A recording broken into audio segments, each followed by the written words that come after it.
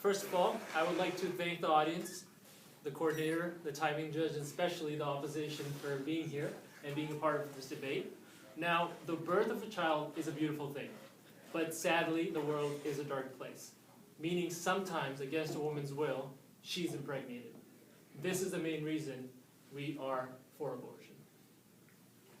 And given that reason, that gives the parents options, which is very helpful for them, especially if they're younger, like 16 to 18, when they're just still in that teenage stage and just going to be young adults.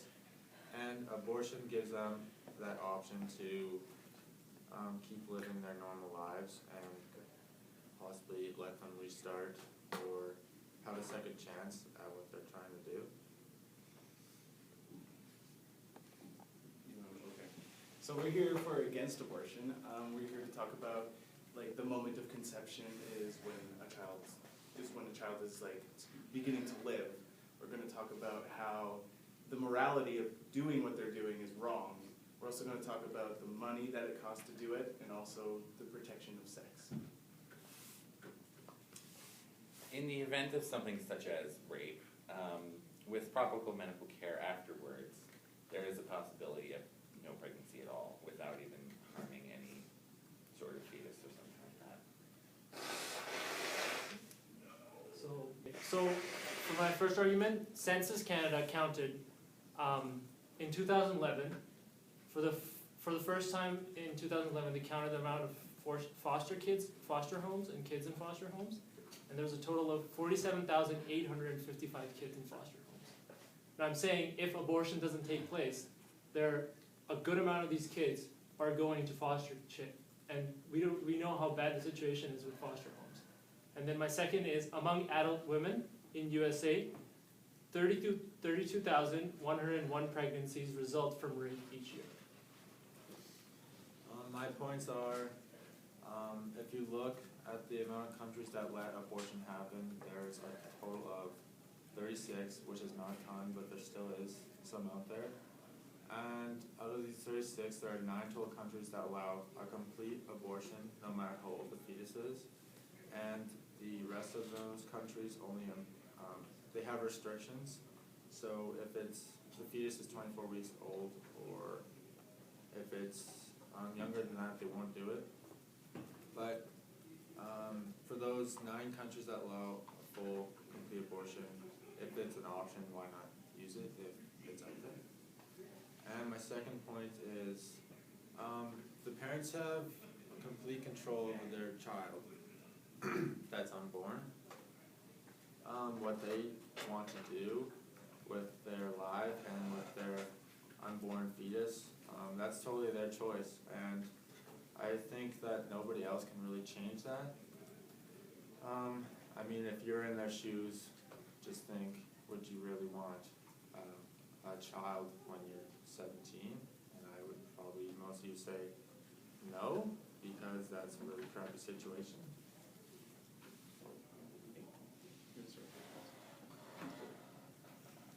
Okay. So my first point is abortion is unsafe. Now, we know that abortion can be a good thing, obviously, like you were stating, that people would get a second chance. But at the same time, the process has actually killed over 347 women to date since 1973. And that's going to continue going up because of just how safe the procedure can be.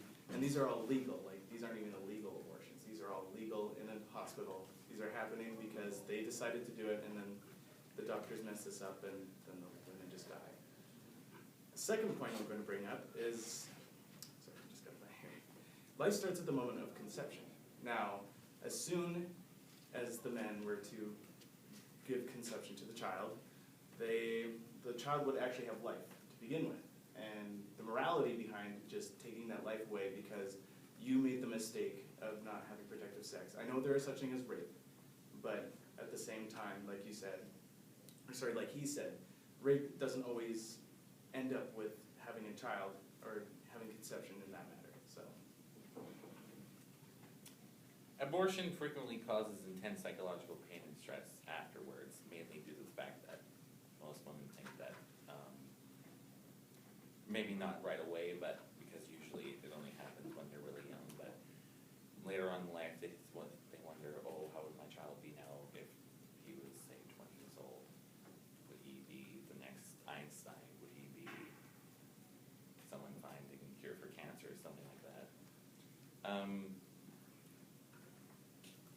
Adoption is a viable alternative to abortion and accomplishes basically the same result.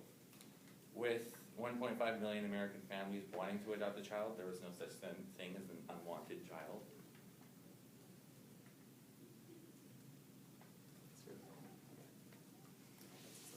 Okay, so 4 points each side, you guys are done?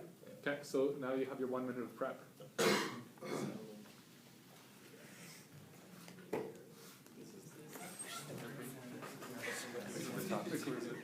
Stress?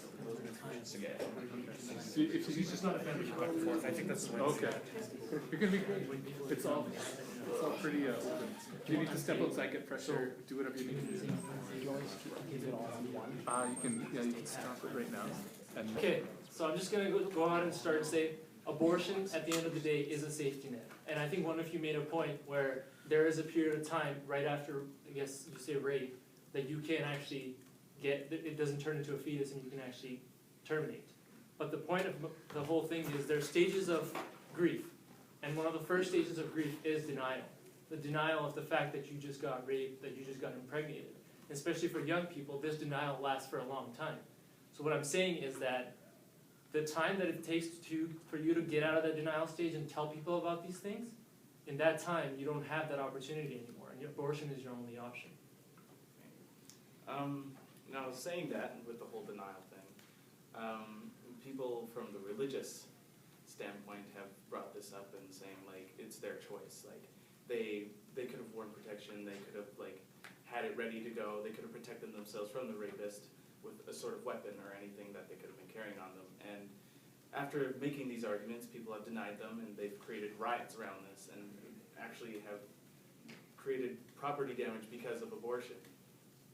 So, Okay, well, I would just like to say, nobody thinks going out in the morning that I'm going to get raped today, I'm going to protect myself from someone who comes up from behind and knocks me out and then ties me up. see, but you could never expect anything to happen. Like, one day you'll be driving to work, and then the next day some guy will cut in front of you, and you'll run into them, the same thing. That's exactly what I'm That's why saying. you prepare for that. Yeah, that's what I'm saying. You can't prepare for everything that's going to happen in this world. Another thing I would like to say is, one of you made the point that abortion is very unsafe, and you said 247 women to date have, 300.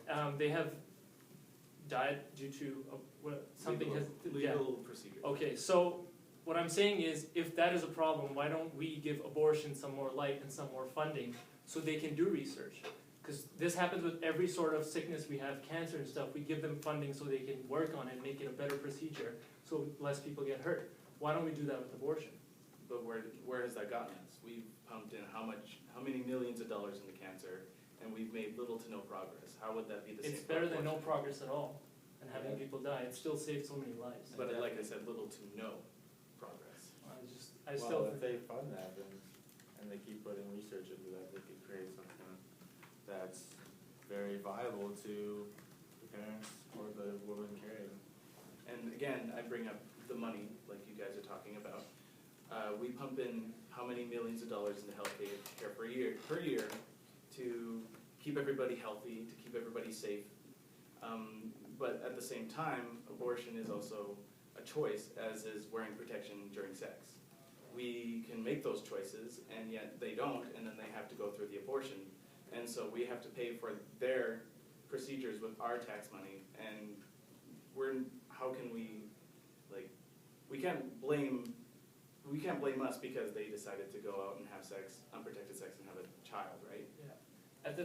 For me, it is also a fact that at the end of the day, it's not about blaming someone for something happening. For cancer, people personally fund their own money. They send it to agencies so they can provide some care for cancer. And I think that's completely viable. Why don't we do that for abortion? If you support abortion and you want to fund it, then go ahead and fund it. But there should be more opportunities for people to fund abortion, because it will become a safe procedure with the technology we have. And even if it doesn't, at least we tried. At least we might have made some sort of, move forward instead of just staying still and having more people die because of it. And also on that safe sex thing, even if people wear condoms, like those things break, and then you got this unwanted child, or maybe you want it, I don't know.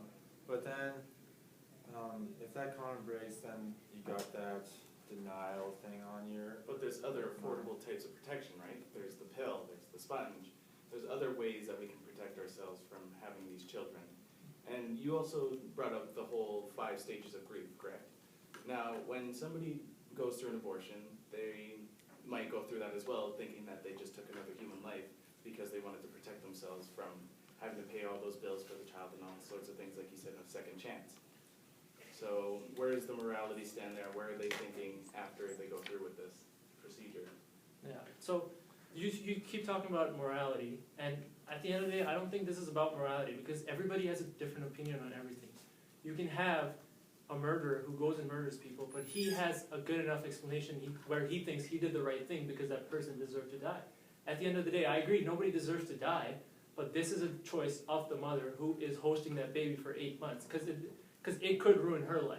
If she's in high school, everybody's going to judge her, and that's time. Okay.